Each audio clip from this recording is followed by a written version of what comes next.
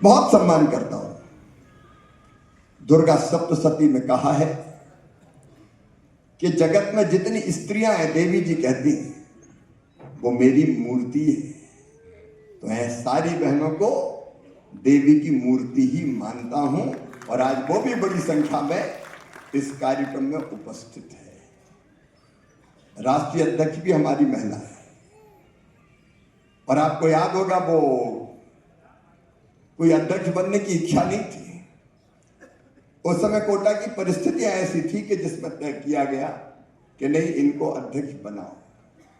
और अब भी उन्होंने मुझे कहा है कि आप कह देना कि जल्दी अधिवेशन बुला के नए अध्यक्ष का चयन किया जाए। लेकिन जो काम हुए हैं आज मैं उनको इसलिए स्मरण करना चाहता हूं कि मुझे कोविड का वो दौर याद है, महाभयानक काल।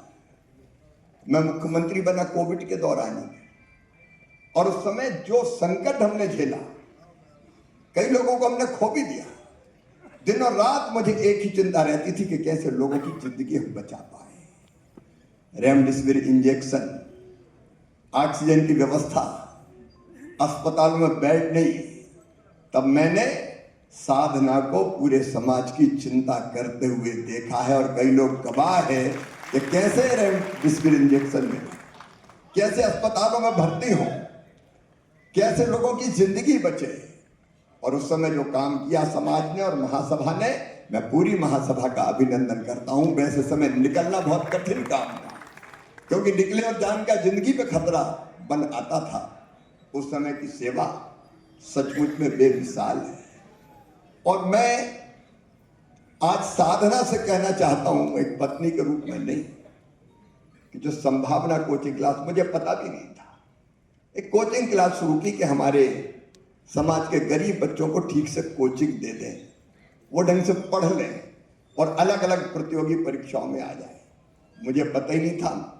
मैं मुख्यमंत्री निवास में रहता था, लेकिन बीएड में कोचिंग का भवन तैयार हो गया और उसमें जितनी तल्लीनता के साथ मैंने साधना को काम करते हुए देखा बच्चों के साथ, जो कोचिंग क्लास में गए वो बच्चे जानते हैं, उनमें से कई का सिलेक्शन भी हुआ है। और एक तो भुवनेश यहाँ सामने खड़े हुए हैं जो डिप्टी कलेक्टर के पद पर चयनित हुए हैं, ये हुआ है। लेकिन मैं एक आग्रह कर रहा हूँ, ये जिंदगी है काहे के लिए?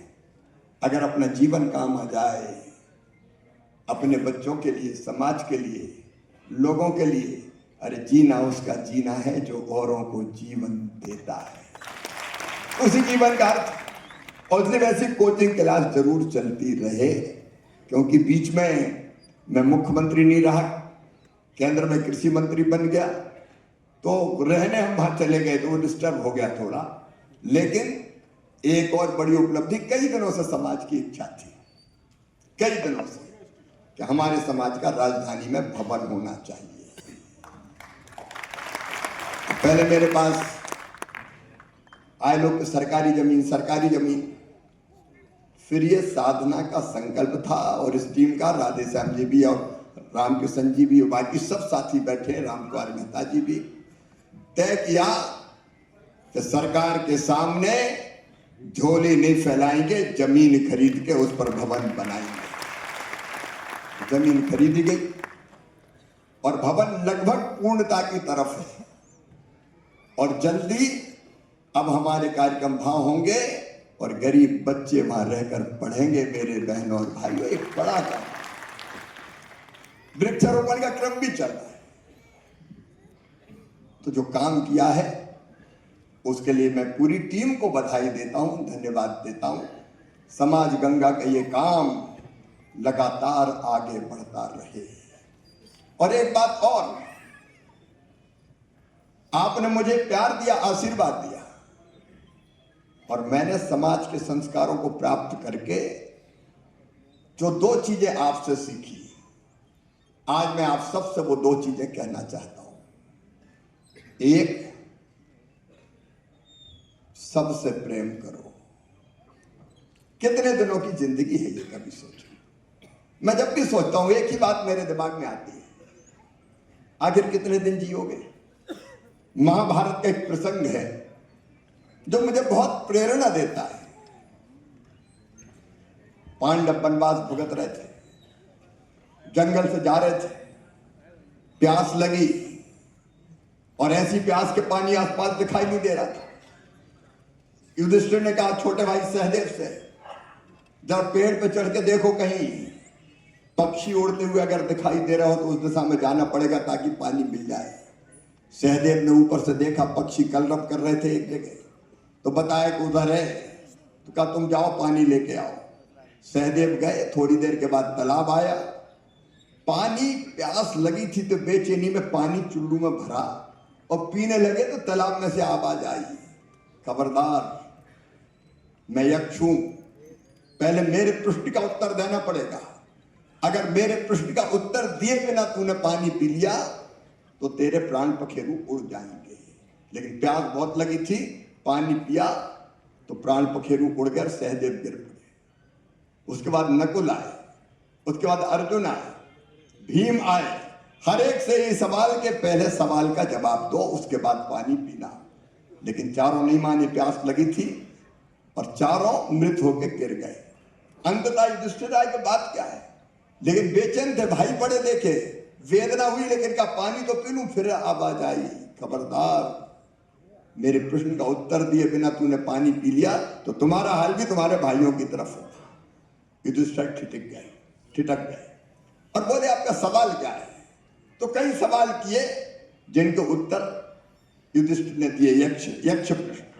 उनमें से एक था, ये जरा ध्यान से सुनना, एक प्रश्न था कि दुनिया में सबसे बड़ा आश्चर्य क्या है। तो युधिष्ठिर ने कहा मनुष्य पैदा होता है, बच्चा रहता है, खेलता है, कूदता है, भागता है, दौड़ता है, फिर माता पिता इसको स्कूल भेजते हैं, स्कूल में पढ़ता है और आगे बढ़ता है, तो फिर नौकरी और रोजगार करता है, शादी हो जाती है, ब्याह हो जाता है और बाद में उसके बच्चे भी जन्म लेते हैं और फिर धीरे धीरे वो बूढ़ा हो जाता है और बूढ़ा होने के बाद एक दिन मर जाता है।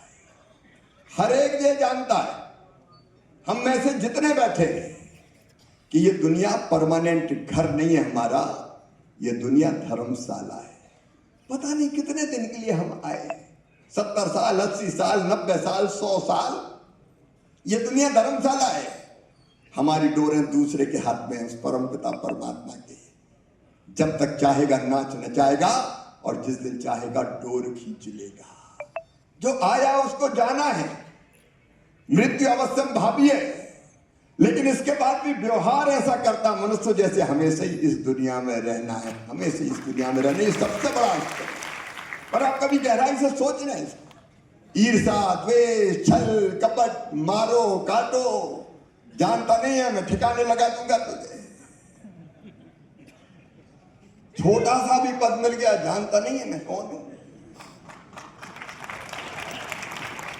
एक दिन माटी में मिलने वाला है।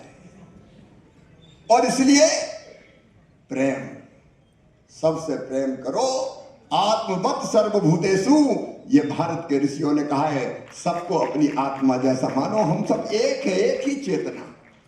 सिया राम में सब जग जानी, सब में तो वो है। इसलिए हम सब जो यहाँ बैठे, हम सब एक हैं, कोई दूसरा नहीं है, कोई अलग नहीं है। और इसलिए एक प्रेम करो और